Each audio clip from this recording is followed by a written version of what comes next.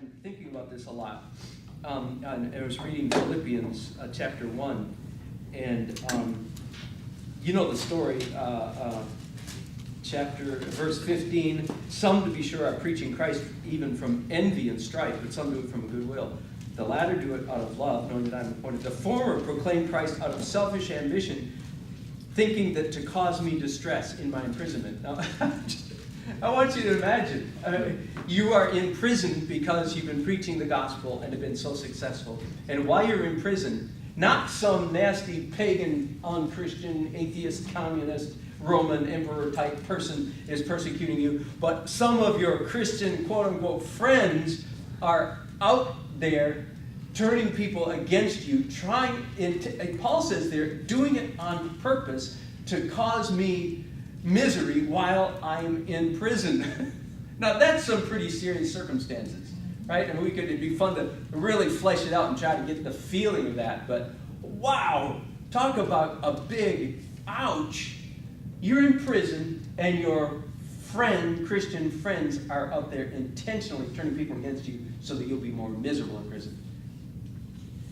It makes me think this kind of junk has been going on in the body of Christ for a long time.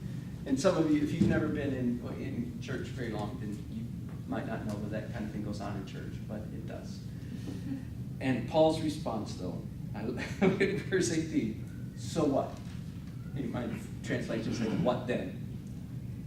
Only that in every way, whether for good reasons or bad, Christ is preached. I don't care. It's good enough for me. And I go, oh my goodness. Talk about having reasons to be, knocked off your throne. Paul doesn't even bite the bait, doesn't go for it. He's still, I'm going to use the analogy, sitting on the throne. You say, go get him. Go get him. That blows my mind. When you really try to put yourself in that position, absolutely blows my mind. I think part of it is because in verse 9 he says, I know that he who's begun a good work in me is going to complete it, and he who's begun a good work in all of them is going to complete it. So I think Paul had this expectation. That's why he could sit there in prison with this terrible stuff going on and not get totally bent out of shape. And of course, I'm not saying he might not have had moments. I bet he did have moments. I bet he was tempted at times to get angry, be sad, be vindictive, be whatever. I bet he had moments. But he looked at those moments and said, no, I'm not going to go there. And he climbed back. And that is such an inspiration to me.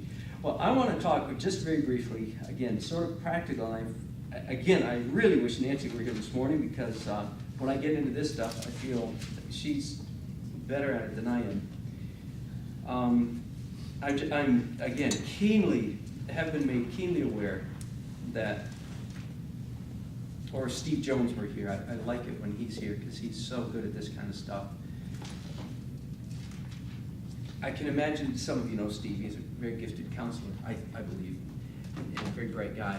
And I can imagine him catching me in the hallway after a morning like this, and he would say, that was good, Dan, but you need to understand that you're speaking from a position of a very high degree of spiritual and emotional health. You, Dan, are pretty psychologically put together by the grace of God, not because of anything I've done. And, I had a pretty good family, blah, blah, blah, blah, blah. Wasn't abused as a kid, and you have to understand, Dan, a lot of people you're talking to are not where you are emotionally. Now, I'm not saying that to brag on myself. You understand? I can kind of hear Steve saying that to me. That's the kind of thing he would say. And that I'm keenly aware of the fact, at least one way to put it, maybe I'm switching analogies now, is that I'm assuming a fairly high degree of functionality, emotional functionality, and it's possible, maybe everybody in this room is there, you're saying, yeah, let's go for it, I'm ready. My guess is some of you are not, but I know that you have friends who are not. And you have friends who you would say this stuff to them and they just can't even go there. Well, one thing is I want to identify with the ones that feel like they can't go there, because even though I just said, I think Steve would say, well, Dan, you're talking from I'm within shouting distance of not being there. And I can identify, I know I have the moments where I know I can identify with what it's like to not be that whole, not be that healthy. And can I just, at the risk of getting maudlin or too psychological or introspective, at the risk of getting those things, I'm going to talk about how to get whole, how to get healthy.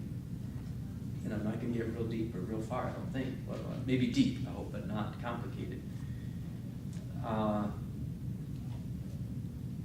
big part of maturity in the Christian life is learning, that assumes a high degree of functionality, forgive me, I gotta start somewhere, is learning how to get functional. It's learning how to get healed. We are all, and I so know this about myself, we are all deeply, deeply damaged. Okay? The ravages of the fall have fallen on us. And I am so aware of this. I'm aware of it in my own being, so I'm making no pretense of like that I'm in a good place.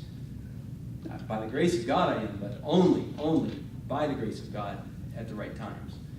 We are all deeply damaged. Let me, since I've given a little bit of a hint of my biography, let me just share with some of you some of you did have terrible childhoods. Now, we've done the show of hand things before. I won't do it this morning, but how many of you had a really bad childhood, and how many of you had a pretty good childhood? We would see that some hands would go up if you're honest. One of the hazards of being raised in a good Christian home, as I was, and you're saying, well, that's not a hazard. No. Let me tell you one of the hazards of being raised by good Christian parents who loved Jesus and loved you is that you grow up with the illusion that you're okay. Okay? Whereas those of you who were abused and had terrible circumstances, you never had that illusion probably. You knew we were screwed from the day one. Okay? The rest of us went through life blindly wondering why we mess up so bad and can't figure it out because we don't have a clear anybody to blame. Mommy and Daddy were really good people. How come I'm so screwed up? Okay? So just want to let you know, we're all in this together, folks. We are all in this together. We are all damaged goods. And there is a place for anger, and there's only one place for anger. That is, we're angry at the enemy. And I am angry at the enemy. And all that anger that you have, that's the one right place for it. Get mad at the devil, or whatever other name you want to put on him. Get mad at Satan, get mad at demons, get mad at the enemy, get mad at evil. Because it has worked you over. It did. It did. And he's really, really, really mean. Because he does it when you're precognate. He does it before, he starts working on you before you could even learn to talk. Before you were walking, the devil was working on you. How many of you have kids and you've seen this?